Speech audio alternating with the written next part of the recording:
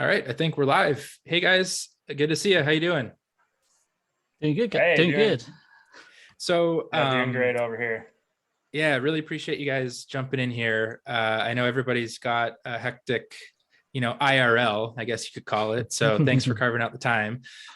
If anyone has spent any time at all in the Discord, I think they'd be very familiar with both of your names. But I think just for the sake of those listening in or those that are new to the community, would you guys just mind sharing briefly like where you're coming from, how you got involved in NFTs and ASM? So I guess this way up, let's start with you.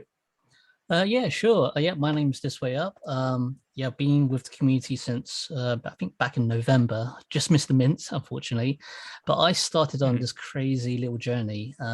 Basically, the last ICO, 2016, 2017. I almost got into Bitcoin nice and early, but I sat on my Oh, ass for a little while. Missed the boat yeah, there. But yeah. one of the reasons why I kind of really, really sort of like aligned myself with ASM was the fact that, Uh-huh. well, back in 2017, when NFTs were at its very, very basic, I actually got into utility NFTs in a big way. There was a couple of projects that what I thought was going to go somewhere, but it didn't go, end up going anywhere.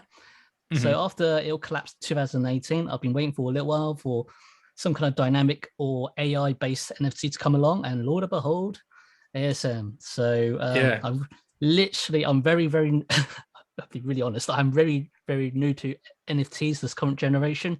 Yeah. ASM was the thing that pushed me back into the fold in a massive way. So here I That's am. cool. That's awesome. Yeah, I can relate to what you just described because in my line of work, I feel like all of my peers are saying, "Oh, you should, check out Bitcoin, check out, fill in the blank, whatever the currency happens to be." And it's so many of those coulda, shoulda, woulda scenarios. So I can only imagine the heartbreak of looking at it, back in 2017. And same goes for NFTs. I think if you hear people talking, you're like, "Wow, that person's a veteran." And then when you peel the onion back, you're like, well, wait a second. 1 month in NFTs makes you, an expert because it's trial Yeah, by fire. So very cool. completely, Yeah, completely. I think like many others, the project really resonates on a lot of different levels. So I'm really excited to hear about that in more detail. But welcome in. Thanks again for Thanks. jumping in here. Thanks for having And me. nice, Zapdart. How you doing? Hey, yeah, I'm doing great. Excited to be here because obviously I love this community. Yeah, yeah. Yep. You've been all over the Discord, so I'm sure it's a pleasure to be just brainstorming out loud. Yeah, no, just to give people some background. So I got into crypto in 2017, kind of right before the wave of when things were really taking off. Mostly Bitcoin, Ethereum at that point. Hmm. Watched the account go, thinking I'm a genius, to crashing and thinking I'm the dumbest person on earth. Sounds But of familiar. course, Sounds very familiar. yeah, a lot of people kind of witnessed that.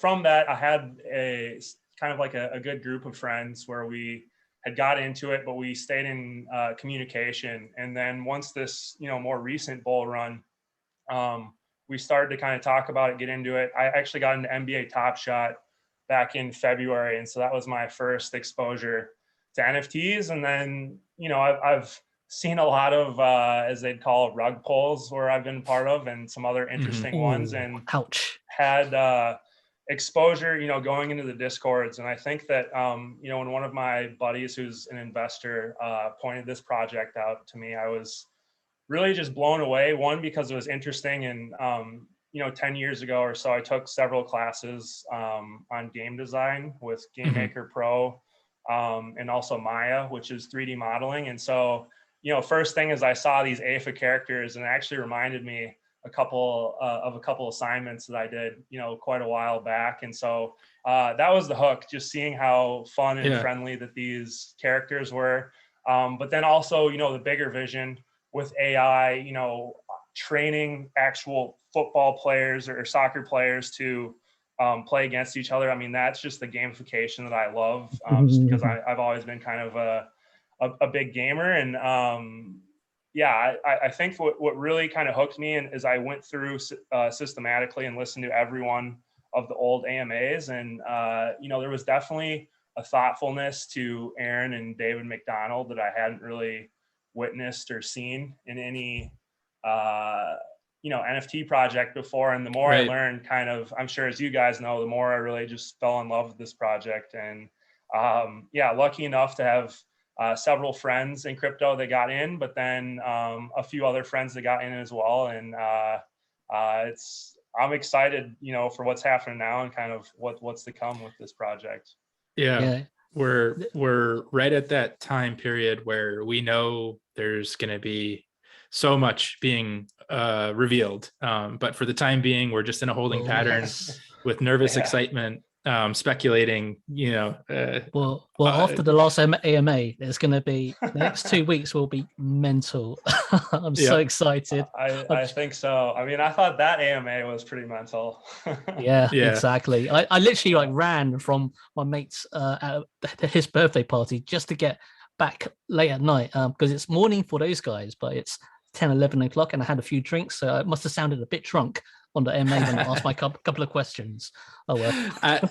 You would have fooled me, and even if you were, I think everybody's having a good time. So maybe they were drinking some mimosas or something in the morning, or Bloody Marys. Yeah. Well, I definitely want to get into Unity because I know both of you guys, given your backgrounds, have talked about the potential for where ASM can go. Obviously, as we talk about where everyone's attention is and what we're focusing on, it's really just kind of what is that next step. And at the moment, it feels like it's AFA because a lot of details are imminent. But when we zoom out a little bit and look further ahead, there's a lot of potential with what you can do with the brains. And I think that was really how, kind of the three of us got together and started talking was, what is Unity? Really all of the aspects of what goes into game design and creating mini games. So I'd love to spend the time talking about that. Before we do, though, I have to ask, ThisWayUp, I see behind you, we've got the Dead Pretties. And yes, I know everybody is starting to build their teams, but I don't think I've ever seen those specific characters together before, or have I just been out of touch? Well, Tanuki, I'm glad you asked. Well, I did actually started combining all my different characters and my different places into different teams. So I kind of thought I was trying to work out there's my B teams that I've been showing around, but also this is the first time I've shown this is not going to work on the podcast, but on the YouTube channel, you can see on the background 4 characters. It's 2 zombies and 2 of my favorite superheroines, and I've decided to call them the Dead Pretties because it's the dead zombies and the pretty superheroines. So this is going to be my primary A team, and hopefully I'll be kicking everybody's ass with this A team. So if anybody fancies a match, let me know. It definitely looks like a strong squad. Now, did you pull those with your Genesis boxes, or did you acquire them in the secondary? So I acquired the superheroine. Well, that's a fabulous color, which, by the way, I wish I got it earlier with the fabulous colors because it's awesome. But when it comes to the 2 zombies, I actually bought them on a secondary, and also I think that superhero also bought on a secondary as well. It took me a little while to try and decide which superhero to go for. Literally, I spent 2 weeks earlier, over Christmas, trying to decide which one to get, and by the time I decided, it already went up half a ETH. So if you're going to do something, that's crazy. If you're doing something around this space, be impulsive because chances are you'll probably lose a couple of ETH. Otherwise, just go with your gut, and you won't be let down.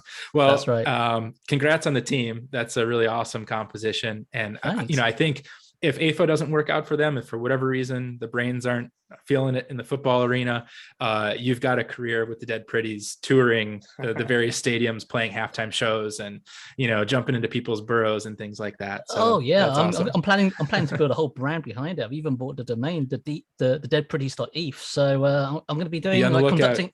Yeah, I'll be conducting interviews with my team members. So make sure you log in. Yeah, absolutely. I'm excited to see what you come up with. And speaking of community lore, Zapdart, behind you, we've got what was originally the Plunger Gang, reveal, kind of their big coming out, but it looks like it's been augmented a little bit, and we heard that in the most recent AMA, which was the Bomba Squad. Is that right? Yeah, the Bomba Squad, and I'll even kind of move out of the way. So you go. originally there was kind of a still image the team put together where it's 4 different all-stars and they're playing with the plungers. And then, I mean, I love the guy that you can see and the plungers kind of stuck to his head. Yeah. But you know, it was interesting just to see that the plunger gang, you know, really came from grassroots, from Chasing Tails, who's awesome. Yeah, And she's just great. kind of creating this lore. And I was like, this is really cool that you have this universe where you can kind of create your own utility and your own, you know, really stories around. And so I think I was chatting with Studio and we were, you know, talking a little bit about which of the hobbies or the accessories that we really liked. And when I saw that there's a big image that shares all of the accessories, all of the hobbies, and I went through and just kind of looked at them, and I really fell in love with one in particular, which was the Bomba. It's great. I just thought he was so funny because it's a bomb and he's got kind of this like you know, mischievous smile. Yeah. And I did like, oh man, the bombs are kind of like, maybe they could be like the kryptonite for the plungers, because one, the plungers, you know, you can snuff out the fuse, or maybe you can even stick them and throw them at something, or, you know, if the fuse goes off, then you just have a lot of you know, plunger remnants kind of scattered around. And so yeah, this little guy is I don't know, he kind of had like pirate vibes with the bucket hat and the arms. He can throw multiple bombas, so he's got like the Bomba Squad lore, which I think is so awesome. Great. And I just want to confirm like also. Yep, go ahead. I just want to confirm that I'm Team Bomba. So is everybody on this call Team Bomba? There you go. Yeah. Bomba Squad, baby. So candidly, I've done very little configuration to date. I know, you know, in every AMA, there's callers saying, you know, should I be locking in my configurations? And I think every time David's reply is, you know, do what feels right to you. Now, I'm not saying I'm trying to, you know, be in neutral territory at all times, but there's just so many interesting potential, you know, storylines unfolding. So I'm sitting tight. I do have it's the summoner hobby, right? That the Bomba is a part of. Yeah, so this is the summoner hobby. I mean, another added benefit of the different hobbies, I think I just like the summoners is the most. And so this image behind me is something that Chasing Tails helped put together, which is really awesome. It's amazing. It turned out great, but I'm not surprised. I mean, everything she does is fantastic. For those listening in, definitely jump over to the Discord and check out Zapdart's PFP, or just jump into this YouTube video. But what we're looking at is essentially like a pirate flag with the skull and crossbones, but it has the Bomba summoner trait as the centerpiece, and it looks magnificent, just kind of flying in the wind on the beach there. So I'm excited to see the story. And as we know, David is got, I think, a toe in each of the pools. You know, he's got a plunger, he's got a Bomba. So we'll see. That is such a cop out. It could be one or the other, in my opinion. We'll see how it goes. Well, I mean, you know, I haven't done this yet, but I would love to pitch it to Aaron. I mean, his brother is kind of you know, declared himself for the plunger gang. You know, maybe Aaron wants to join the Bomba Squad and take him down. Yeah. Well, it's early days. I'm sure the you know, political landscape is going to be shifting as we go here. But excited you've got to be see. really careful, because there's also a third team coming up. It's the donut crew or something. Oh yeah, I think it's the Holy Order of the Donut. So yes. Yes, the Holy Order of the Donut. Yeah. So you never know. You know, enemy of my enemy is my friend. So we might end up pairing up between the Bomber and the Plungers gang. So when I first learned about the hobbies, I think the gourmet hobby is what excited me most, just because I'm a, you know, general foodie, I guess you could say. And so I have 2 gourmets, and again, I haven't configured them, but I was really excited to see Hood become a thing. Because one of the things was like the tropical cocktail, you know, I think it's called Juicy. So I was like, okay, I'm going to dedicate one to Juicy and one to something else. And it might be a donut. So we'll see. Oh my Yeah, gosh! but I love should the community really- building. Yeah, I need to have a look at these hobbies again because I'm so oblivious to it. Well, in the recent AMA, I thought it was, well, obviously the biggest kind of alpha drop was that the All-Stars are going to be getting Asto airdrop, which is amazing. But then, Well, okay, hold it right there. Hold it right there. What? They said that there's going to be an airdrop. They haven't mentioned whether it's going to be an Asto airdrop though. So I believe it was Asto. Oh, really? Okay. Yeah. Because I did. Oh, right. In that case, I must have missed that. I can't. He mentioned the word an airdrop, but I wasn't too sure if he mentioned it specifically Asto airdrop. So I thought, oh, is this? Does that mean there's potentially more hobbies or more accessories airdropped to our characters? Oh yeah. See, my head didn't even go there. I guess I had always assumed Asto. Sounds like Zapdart, it's fresh on your mind.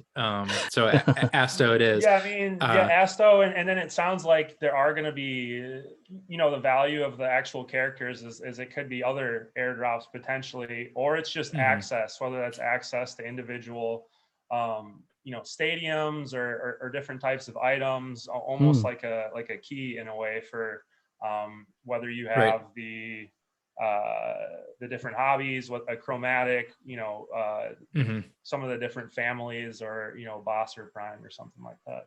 Right. Yeah. Okay. Cool. Yeah, which is crazy to think about because the game hasn't even been released, and we're already getting our squad organized for what could be. So it's exciting times. Yeah. People are going to so many levels about this game that we know about next to no details about. But there's a lot of pent up interest. So I just can't wait when the floodgates do open. Man, it's going to be good fun. Yeah, no doubt. One, last piece about community building. I know Zapdart, you've mentioned that you've gotten a handful of friends involved. What are they already involved in NFTs, or like how do you introduce someone to this project? Well, I'd say there's probably 3 different buckets of, it's a great question. So I would say that there's like 3 different buckets of people that I think of. One is that they're deep into crypto, deep into NFTs. For those types of people, it's just really understanding what's the value proposition in terms of, how will the asset appreciate, and kind of like, why is this team better than any other, NFT? And that's a pretty easy sell. But I think that as you get in the other 2 buckets, which would be people that have some exposure to crypto, but maybe it's just Bitcoin or Ethereum, and then you got a bucket of people that have no exposure, whatsoever. And for them, it's a different conversation, because with some of the people are more in the weeds, more of things, you can really talk about AI, the machine learning, kind of the bigger picture. But I think with other people, a good way to introduce it is honestly just with the AFA. Show them some of the video clips that they post them on Discord. Talk about a game where you are training, taking machine learning to train your own players in a very click of the button, easy way to do. And then you can kind of watch your players compete against other teams that have done the same thing. So it's really, more so gamified. And then, obviously everyone that if they are going to make a sizable investment into something, they want to understand, okay, how is this going to, benefit me long-term financially, as well as it be, kind of a fun experience. And I think that's really where you got to break down the Genesis assets and how they are the exclusive assets, the only ones that have the rights for spawning or breeding as of right now for future assets, and kind of where this whole platform could go beyond AFA, AI, and really it's unlimited potential. Yeah, very cool. And I'm sure that's something that we'll be hearing more and more people talk about is, at the moment, I would imagine the majority of the audience has already been in NFTs in some capacity, and they've stumbled across this project just from the internal, kind of NFT Twitter space. But more and more, we're going to see people that have zero exposure to crypto or NFTs that this is going to be appealing to. Yep. And, I think you brought up a really good point, which is that AFA was originally designed as a part of the ASM ecosystem to be that proof of concept or that sort of easy on ramp into what this project could be and what the platform and what the protocol could be used for, which I think is a perfect segue into what we wanted to talk about today, which is Unity, and what that means from an onboarding experience and what that means from a potential expansion of use cases across the protocol and the platform. Yep. And so I know ThisWayUp, you've been really rolling up your sleeves since you got involved with the project and kind of dusting off your book bag, getting into Unity, right? You've been taking some courses. Yeah, that's right. So I should really give more of a background to my story before I go dive into please do. Unity, because there's lots of people who probably, so the people watching this and listening to this probably comes from a wide spectrum. There's probably the people who think, oh, can I be a game developer? To I am a game developer. Why do I bother with Unity? There's like different people. So I'm going to start with the basics, and maybe people like hear my story and maybe dive into Unity. So I'm currently a filmmaker, videographer, corporate. Been doing it for about 6 years. But before I did that, I was in the IT industry as an IT professional for 15 years. So I went from software developer, data integration specialist, data nerd, everything. 15 years, gave it all up.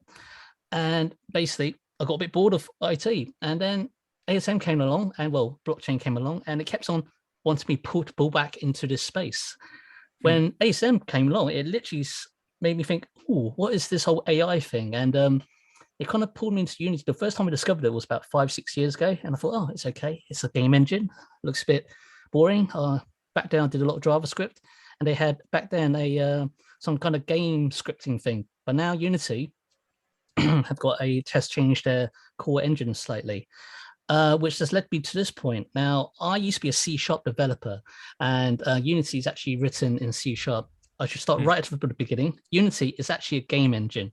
So if there's anybody who's ever worked with any type of programming language, you usually use a framework, because nobody really wants to reinvent the wheel every time to build something. So Unity is a really good start to game development. There's two big engines that people are interested in, and that is the Unreal Engine and Unity. Now, Unity, I think it got released from a games publishing house back in 2004, 2005. Okay. So it's a really, really mature game engine, and there's actually people been doing it, building all sorts of apps. One of the reasons why I kind of fell into Unity and I got really excited that ASM was using Unity is because I was actually looking at this 3-4 months ago. One of my areas of interest is VR. So I was thinking about building VR games. And so I had like a basic knowledge of Unity and how it kind of works. Now, if there's anybody out there who's got a rough idea of what they want to try and build and whatnot as a 2D game, 3D game, Unity is fantastic because documentation is pretty good. The community is really supportive, and the actual sort of like the journey to learning different parts is pretty well documented. I could go into a bit more detail on what to look out for. It's probably worked better as a list of links rather than to talk about it, where to go.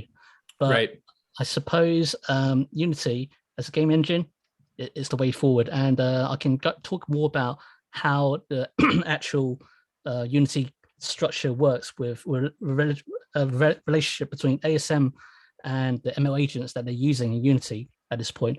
Or Zapdart, do you want to chip in with your experience as well?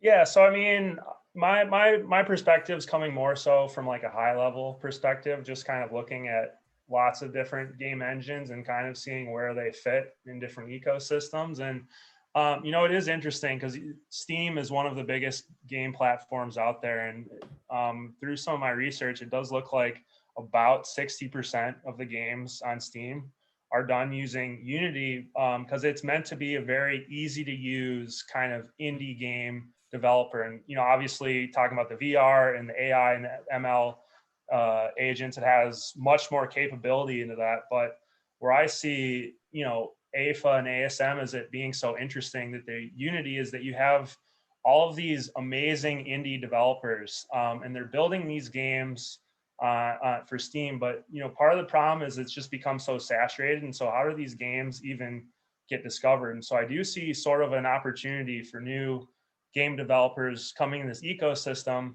that could take these open source AFA characters and use them almost as like a technical term, which would be like a sprite and a character where you wouldn't need to buy it. You would just have access to it, whether it's someone give you the rights or to use this in different game environments. And so that it would be a way for, you know, great indie developers to get exposure to new audiences. And then, I mean, the way that the characters are designed and how each individual attribute or trait has a rarity level. And so if you're a game developer, if I'm a game developer, what I could do is come into the ecosystem, and before there's a requirement to lock in all of your AFA characters, you could say, okay, maybe I'm going to go for something that's a little bit less known. Like maybe let's say I'm going to lock in all of the bucket hats. Well, you can create your own utility because you can design a game where you award a particular utility through the bucket hats, or maybe you can't even play the game unless you have a bucket hat. And so if you make a really awesome game that's super compelling, then it's a new kind of financial model for these game developers to finance or kind of get rewarded for creating something that's awesome through this open source model. And so I think that's one aspect that I'm really excited about, and kind of why, should you lock in your all-stars now? And I'd say, well, maybe, but also maybe it's worth hanging on because maybe, right. We don't know what all the utility is that's going to be coming down the pipeline. I should also add that I do believe they've announced that, like, what was it, the Fluffs and the Party Bears, they're going to release the actual models to the community. So if you're looking to actually create a game, one of the best ways is just to take some kind of rig, a model. It saves you having to build it yourself and just stick it into your game. And it's actually quite really straightforward. So one of the things I'm looking forward to is to get the models for my game characters and literally map them out to do some dancing. And you'll probably see me dancing on the green screen at some point as a behind the scenes. That's very cool. Yeah. And so, you guys bring up really, really interesting perspectives just from your backgrounds. And I think this way up, you can agree that as a storyteller, it's far more challenging to start with a blank canvas than it is with sort of a rough sketch of things that you may improv off of. And that was something that if we rewind, I think it was AMA 8, where they invited Phil, the chief design officer, talking about how they create this world of characters. And right now we're just on chapter 0, which is the Genesis, APA All-Stars, but they're going to expand that universe. I think one of the intentions for having all of those hobbies and all the various traits and combinations is for the reason you guys are describing, which is let's abstract away the most complex portions of getting a game started from scratch. And that's being able to leverage Unity. So Zapdart, like you're describing. And then from what is the game all about? I think they've given you some parameters to work within so that you can, leverage the existing assets. So it's exciting stuff. Yep. Completely agree. So, I think some people listening may perhaps have game design backgrounds and already know exactly what they're going to do when the assets are made available to them. But I think others are just, creative at heart and have some ideas. They just don't know where to go to begin. So this way up, I know one of the things that you were really digging into was the notion of what makes up an ASM agent and how that relates to the ML component of Unity. Is that something you think you could speak to at a high level, or would that be like a discussion all on itself? Well, okay, I'll start with the high level because one of the reasons why I wanted to jump onto this was to try and appeal to the different groups of people who should go onto ASM. So you can start at the top level where people are just interested in a couple of characters in a brain, hit the button, trained. But at the opposite end of the scale, this is a great project for any researchers and academics to jump into because they've given you an opportunity to really develop all your algorithms. And I should jump into a bit more of the technical details. So anybody who's not technical, you can skip this for about 5 minutes, be very brief. But what it is that Unity is using this engine, a library called ML Agents. ML Agents is a machine learning set of libraries. Now, what's interesting is that if you're a C# developer or you have a bit of knowledge about how to program, there's actually 2 parts of the programming that you could be interested in. So the way machine learning works is that well, but in machine learning, in the context of ASM, they do what's called, there's two types of learning. And for the life of me, imitation learning, and also it uses a reward system learning. And the reward system learning, you actually need to understand how to like create an environment. So as at the most basic example, imagine you have a football player right in the middle of the pitch and you want to get the football player to kick the ball into the goal. Well, if you're doing an imitation learning, you as the person would control the player and you kick the ball into the goal. And then hopefully the actual, excuse me, that your actual AI will actually learn how to kick the ball because they've seen you to do it. The other way, using more of a reward system, you actually tell the AI, okay, every time you do an action, I'm going to reward you with 1 point or 2 points or how it works. So eventually it does this whole bunch of random actions, and then eventually it works out, actually, all I need to do is to kick the ball straight into the goal. Now, one of the reasons why you want machine learning is so interesting is because you're effectively trying to build this neural network so that the machine, it learns or effectively becomes a very big statistical model on how to work out all the possibilities to achieve what you as the actual designer, developer, wants to program this brain to work, which leads me on to what the actual ASM neural network actually is. So right now, there's lots of speculation on what that actual genome is. Well, that genome, I've got a sneaking suspicion, has got a load of these like bits of data points that pushes your brain into a certain direction. And one of the things that it mentions in the white paper is this concept of meta memory map. So that memory map is actually your training. So one of the things that I'm really excited about is the fact that I potentially, I suppose, could train my actual brain to play different types of strategies. So in my head, there's at least 8 I could think about. So if we look at basic general football, you might have a goalkeeper, you might have a defender. So you might train your brain to be specifically a defender. And you could go down this crazy rabbit hole of having different types of brains that are trained in certain positions. And then once you get to that point, it effectively becomes almost like a card game. So you're trying to work out with your set of brains, a sort of almost like a card game against your other opponent who could actually have a whole series of other traits. Then it becomes a very different kettle of fish. Yeah, that's fascinating. Go ahead. Sorry, Zapdart. No, it's all right. I guess my question, and this is coming because I, was lucky enough to play video games quite a while ago at a semi-professional level. And so from my own perspective, and I'm sure some other people that are interesting of the gamification of this, I mean, This Way Up, since you do kind of have some experience with the machine level ignorance, I mean, what do you see as being like those shortcuts or like the fundamentals of how you can train your ML agents or your brains the fastest in a way that you think will be people can kind of get an edge over someone? Because that's for my own sake, that's what I'm looking for. I don't necessarily want to learn the ins and outs of the ML agents, but I want to know how I can win. Right? Okay, so basically there's going to be 2 parts. Now I'm going to predict that when they release the alpha dashboard, you're going to have a bunch of series of buttons. They've already announced that your dream training is literally hitting a bunch of buttons. But I thought, well, it can't be just one button. It must be some kind of skill element. So what they probably end up doing is a dashboard that says attacker, counter player, goalkeeper, interesting. And then hits a button. So it builds a certain skill set. Now, they've already mentioned, like I just briefly also mentioned, is that you have also a set of memories attached to that brain. Therefore, that means that you will train your brain in a certain way of performing. And they've also mentioned building some kind of timeline thing so that you can go backwards if you want to like untrain your brain a certain way. Like an edit undo for the memory tree. Exactly. So the skill element of building your team comes from you knowing actually what kind of counter attackers, goalkeepers, and what kind of elements in your brain genome has certain advantages. So even though it's in the brain, there could be advantages when it comes to speed or counterattacks, or there could be even special moves. Who knows?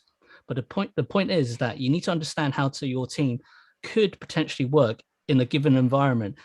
Now, when I say given environment, they've already mentioned, they've hinted that each of the different football stadiums may have slightly different attributes. I think Hal mentioned that in the last match. So that's another level.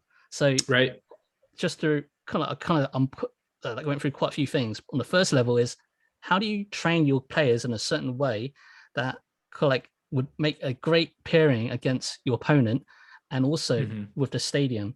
So when you spend time trying to like say, okay, I want to dedicate 8% of my training towards attacking and 20% to defense, should you do all of that? Because if you're not too bothered about them scoring goals, you want to score more goals, because ultimately it's all about the most number of goals will actually win the match. Maybe you don't need a goalkeeper. Maybe you could just be completely on attacking. And if you have the fastest players on the stadium, on the pitch, that's the best way, because your fastest player will score the most goals in the 10 or 15 minutes. Just as a thought. Man. I thought I knew what I was getting into, and as you're talking, I'm realizing, I had always expected that things are going to be very different from world to world, because they talk about how these attributes, and if there are any benefits or things that might detract the team from performing, it's going to be world specific. And as you're talking now, it's just going to be such a dynamic experience just within AFA itself. Oh yeah, completely. I've been playing this game called District, and I never really played card games, but I started to recognize that you need to balance your attributes that you hold in your hand, but also this random factor.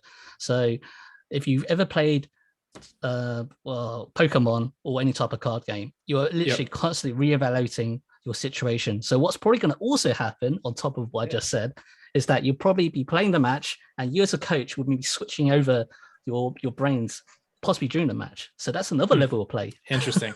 Oh, wow. Yeah. And I know that David did even mention in one of the AMAs that there was going to be a lot of similarities to AFA and Pokemon, just in the exactly configuration elements of it. But, I guess I did do some research about the machine learning agents. So this is kind of just curious for either of you guys.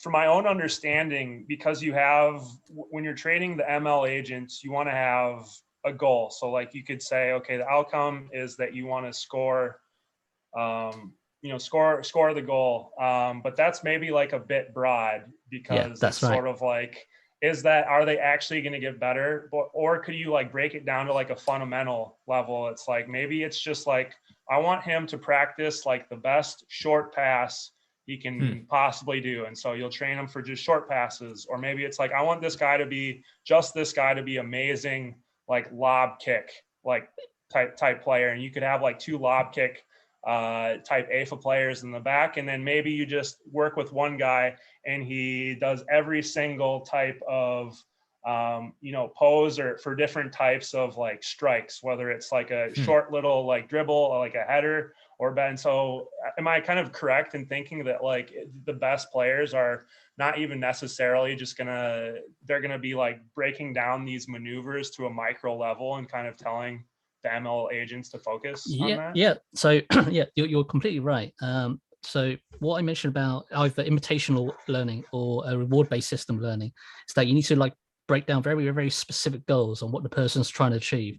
So what I imagine inside the gym is that you set up, well, if we're given a choice to code an environment, which won't be available in phase 1, they've kind of indicated that. But in the gym, you probably set up an environment where, say you have 2 players running at your actual ML agent. You might train the ML agent to teach them, when these 2 people running towards you, I want you to run away with the ball. Or if they're running with you about to get your ball, you pass the ball to somewhere else, a very specific situation. So it goes back to what you're saying. In a specific situation, learn how to work out the best strategy to avoid these people.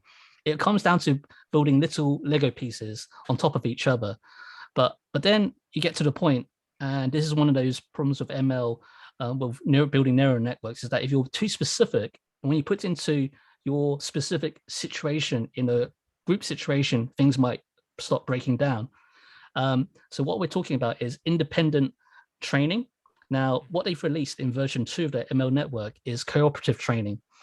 And they haven't indicated ASM, whether they're using the version 1 or version 2. I'm hoping they're using version 2, because that's using this library where you're actually getting all your team members to cooperatively fight each other. And the best no, as you're describing that without knowing the official answer, I would imagine like 90% chance it's version 2, because a previous question has been, when you see these interactions between brains, does it happen very infrequently where training together has an impact on overall performance? It's more about the star player or, an individual who's just, better than all the others. And they said that no, that those micro interactions are occurring fairly frequently, and it will most likely be, having an impact on gameplay. So I would imagine version 2 on the Unity side. Yeah, just to chime in quick, as I know, I can't remember which AMA, but I do recall that there was an AMA where Aaron had said that there could be some type of advantage for having an all Genesis brain squad. And obviously I don't know the answer, but my theory was that, maybe with the Genesis, they're learning almost like teamwork that you can't necessarily, that won't necessarily carry over if you swap one of these players out, and so that you could have like a hereditary type advantage where if you have these great teams because you're building this amazing teamwork as like another layer. Yeah, it'll be interesting to see how the official messaging comes out around gameplay. I'm sure it's going to be very detailed for all of those regards. As I'm remembering back to the Genesis brains versus Gen 2 brains, for example, I think they were saying that it may not have a performance impact, but it may unlock, just like other traits would, access to like a membership pass to certain tournaments or stadiums, whatever it might be. Now, other people that I've talked to have actually speculated the reverse of what you're just describing, Zapdart, which is that there is a chance for performance to be greater for Gen 2, because you can take a brain with specific attributes and couple it with a brain with another set of attributes that you think, if those things were put together, they may create that more well-rounded individual that you're hoping for. Now, I have no idea if that's going to take place, but it's an interesting, discovery mechanism for us to stumble across.